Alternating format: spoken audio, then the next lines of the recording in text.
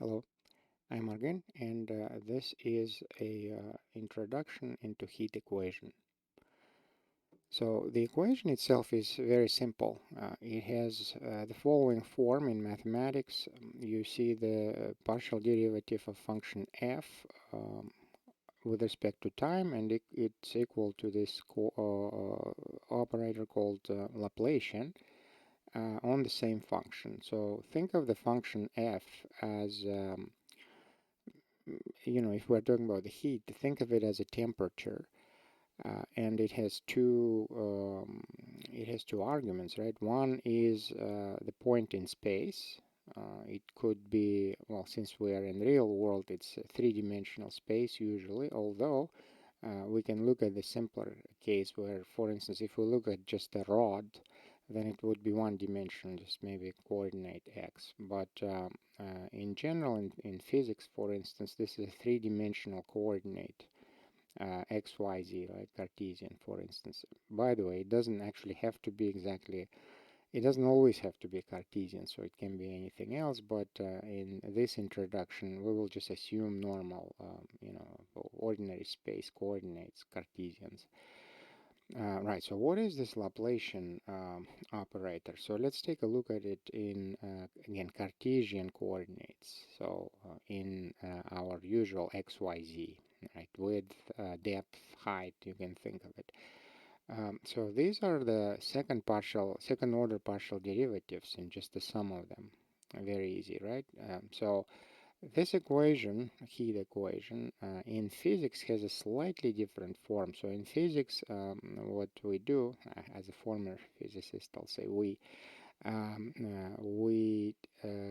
introduce this coefficient of diffusion, and I'll explain why it's called diffusion while we're talking about heat. It'll turn out to be the same thing, heat and diffusion. But anyhow, in physics, this constant is sort of factored out. It can be shown very easily that by substitution of coordinate, you can get to this form, the first form which I showed you in the beginning, which is more common maybe in mathematics. But in physics, we want to, I mean, you can do the abstractions, we do abstractions, but we also like physical properties. So this will be diffusion coefficient, as I said. Okay, so enough with formalisms. Let's take a look at intuition of it, right? So think about this. So I'm going to say the following. The heat likes straight lines and it doesn't like curvatures. So whenever heat sees the curvature, it wants to straighten it. So what do I mean by that? So let's take a look at it. Let's take a look at a very, maybe the simplest form of the heat equation when there's only one coordinate. So instead of having three-dimensional space, imagine it's just one dimension. And think of it as, for instance, if it was a rod, maybe a hot rod, right? So then it will have just one coordinate, maybe the distance from one end of the rod to another, right? So this x coordinate and time as usual. So what we're saying here is the following. In a simplest form, if you look at the right hand side, you will see the following. This is a second derivative over with respect to coordinate x of the f, and think of it f as if it was a temperature of the rod in different points of it, right? X maybe from one end to another. So this second order derivative, it actually represents curvature, but it doesn't represent curvature in terms of the rod being itself curved, right? I'm talking about the straight rod in this case. So it doesn't have to be curved itself. So by curvature, we mean the distribution of the temperature over the length of this object. So let's take a look at the plot on the left and on the right. So on the left hand side, what you see is the following. We have, it looks kind of ugly. Let me quickly fix this. Okay, much better. So what I meant here is the following. Look at this blue line. So the blue line represents the temperature and on y-axis, and x-axis, think of it as if it was a distance from one end of that one-dimensional object, such as a rod, for instance, and we can see that at one end the temperature is 100, let's say, Fahrenheit, and on the other end it's about 140. And we see that the temperature first quickly goes up and then sort of stays the same. So when you have this sort of a situation, if we calculate the convexity, the second derivative convexity, right, it also represents the curvature, as I said.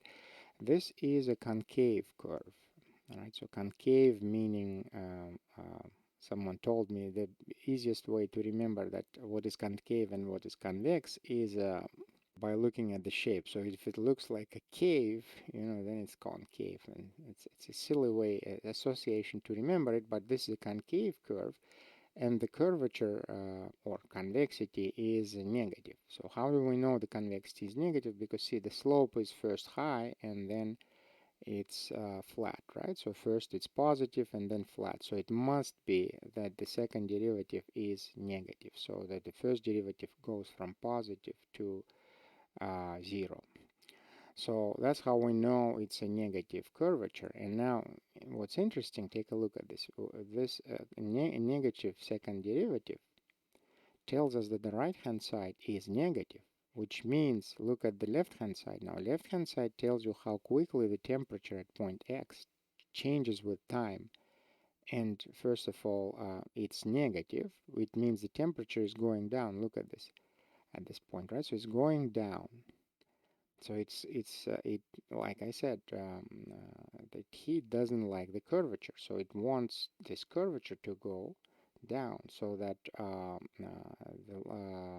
the temperature profile will straighten up.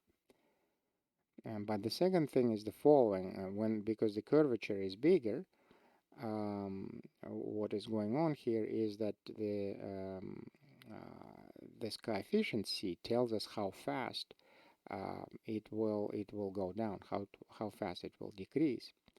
Moreover, if the curvature decreases, then the speed will slow down. So initially, when the curvature is relatively larger, the speed of sort of adjustment is fast, but once the curve straightens out, gets more straight, the curvature decreases.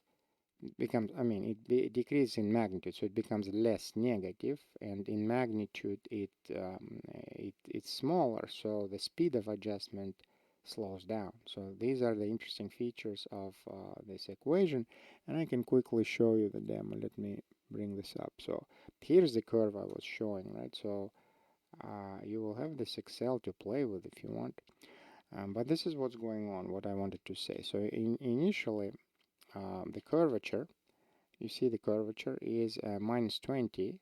It's a larger number, right? So it will push this temperature down, decrease, right? Then let's say it decreased a little bit, so maybe it became 130. Look, now the curvature is lesser in magnitude, so it was minus 20, now it's minus 10. So the speed of adjustment slows down. So if we continue this path, let's say it becomes 125, then the curvature is even smaller, and so on. So at the point when it becomes straight line, um, curvature disappears and it stops changing. So once we're on a straight line, there's no more adjustment needed. So our heat equation is satisfied. We have a straight line. I don't need to be working anymore. Okay, so let's now take a look at how would you actually solve it, because what I didn't explain is the following. I just spoke about one point here, but what about all the other points? What about the the ends of the road? So this is how you actually solve it, and what I'm going to explain is quite close actually how to how sophisticated software does it. Conceptually, obviously they have little details for everything, but conceptually this is how it works. We need the boundary condition, like I said, right? So and boundary conditions have many forms, but in the simplest form you will tell what are the conditions at the bounds, like at maybe 1 and 5, but in this case I'm going to say at 0 and 6, right? So our rod itself is maybe from 1 to 5, but I'm going to set boundary conditions at 0 and 6. And the intuition here will be the following. So imagine that maybe on the left, at the left end, I will just say this rod, hot rod maybe, it was inside the room. And well, I'll say the room temperature is 100. So that is not changing. If you have just some rod inside the room, it's not going to change the temperature of the entire room, right? So we'll say the room temperature is going to be 100 and it's stable. But maybe the other side is outside and it's getting darker, so outside temperature falls and temperature at point 0.6 will be going down. So it's at 100 maybe right now, like room temperature, but then it will go slowly down. So how does this change the temperature of this one-dimensional object, the rod, as I said? This is how we are going to solve this equation, but by imposing the boundary conditions. So we will just say that f at 0, at this point is exactly like I said a, but let's say 100. And we will say f at point b at the other end here is going to be decreasing. Then what are we going to do? We will look at each point x. At each point x, on the rod, and then at the next time period, we will make this delta t time step. At next time period, we're going to change its temperature according to this formula. And the formula is exactly the heat equation, nothing special here. The only thing is that we will calculate this function, the second derivative, using finite differences approximation. But other than that, you will just keep stepping through time t. Like you start at time t and then just keep going. Next time period, and so on. And at each time period, you will recalculate rather, the temperature on entire rod. Right, so you take the old temperature and then add this thing, the right hand side. So I'll show you very quickly the demo. You are seeing it on screen on the slide, but here's how we do it. Just check the formulas when you're on your own. So this is how I start, right? We said this is the profile where we are starting. I believe I started, I think, let me see, how did I start? Yeah, we started with this profile, right? So it's like, it's very convex. So we started with very convex shape of the temperature, not of the rod itself. But then over the time, what happened is that the right edge of the rod was slowly decreasing in temperature, and the left edge stayed the same because it's boundary condition constant. So in the end, we will see much less convex, but almost, well, actually concave curve, but that concavity is much smaller. Convexity of this curve is much smaller in magnitude compared to what it was here. Look how sharp it was. But over time, it's straightening out. So if you let it run for a little longer, it will be just a straight line, but it will be of decreasing sort of slope because your right end is decreasing in temperature. And this is how you do it. You start with the initial conditions. So I said you need boundary conditions, great, but you also need initial one, right? So at time 0. So at time 0, these are the temperatures on my x-axis. What do I do at time 1? Well, my left side boundary condition, it's a constant 100, doesn't change. My right hand side, or not right hand side, but right end of the object, right, boundary condition, look, I use this formula to just gradually decrease it at some speed. The speed is here, 0.2, right? So it just gradually goes down. Now, what's going on in the object itself here? So this was what I highlighted is the initial condition, and the very first step is here. Let's take a look at it. So all I'm doing here, the first term is simply the second derivative but it's an approximation of it infinite differences. So, but this is basically an approximation of the second derivative, which I multiply by c, that coefficient of diffusion, and then add back the old temperature. So that's how I change my temperature for every second. And if you do it right, then you will get this sort of a graph, right? This shows you the temperature on along x-axis, but at different times. So it starts at time 0 and moves to time 35 seconds, let's say, right? And this coordinate, which I'm showing right now on screen, that's an x coordinate. So that was all the math part, I would say. I hope you understand at this moment what I meant when I said the heat equation likes the straight line. So if whatever is curved, it will try to straighten. That's how it works. Now, what is the relevance to what we study in my course or my classes? The relevance is the following. So if you were in physics, then well, heat equation obviously describes heat dissipation directly. I mean, that's a no-brainer, right? So in physics and engineering. However, the same equation also explains diffusion. So diffusion, imagine like an example of a diffusion would be, let's say you have maybe a can of clean water, and then you drop a blue ink, like just one drop of blue ink into that can of clear water. If you give it enough time, this can will, of water in the can will become bluish, right? That blue ink will dissolve and the whole water content will become um, homogeneously blue, but that takes time. So diffusion is described by heat equation, believe it or not, and this diffusion process is about diffusion of this ink in water, right? So it slowly diffuses. Now, um, I said Brownian motion. That's interesting case, right? So I have a reference here in the slides to Einstein's paper. I believe that was his PhD. I think, maybe I don't remember, but he wrote this paper in 1905. Very nice work, right? And I encourage reading it. It's actually not that difficult. But in that work, he explains Brownian motion. He gives a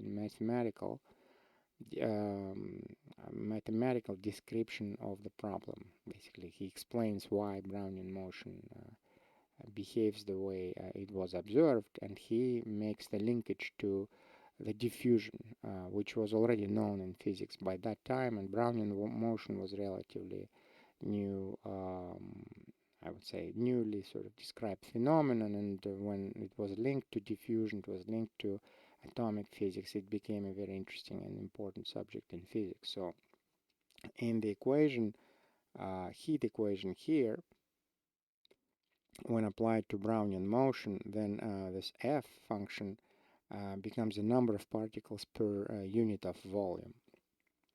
And x is coordinate, like where you are exactly in that volume, and t is time, obviously. So c is a coefficient of diffusion. So this equation will describe how particles spread, right? Like diffusion, how they spread across the volume. Now, the linkage to finance is that we know Brownian motion is at the foundation of derivatives pricing in finance. And so naturally, this heat equation is dragged into derivatives pricing. So that famous Black-Scholes paper, right? It solves the call option, or generally like vanilla option price using the heat equation. So they had to use a couple of tricks, and they had to play with boundary conditions. So the boundary conditions are very important in this case in application to finance. They are always important, but in finance in particular, they are linked to options pricing, right? And then there's a special choice of variables. So when you first look at The equation which Black and Scholes derived, at first sight you may not recognize it as a heat equation, but after variable substitution you will say, okay, that's the heat equation. I just need some boundary condition on top, and then I'll solve for option price, right? So that was the link. And on that, I think I'm going to wrap this module up. Thank you.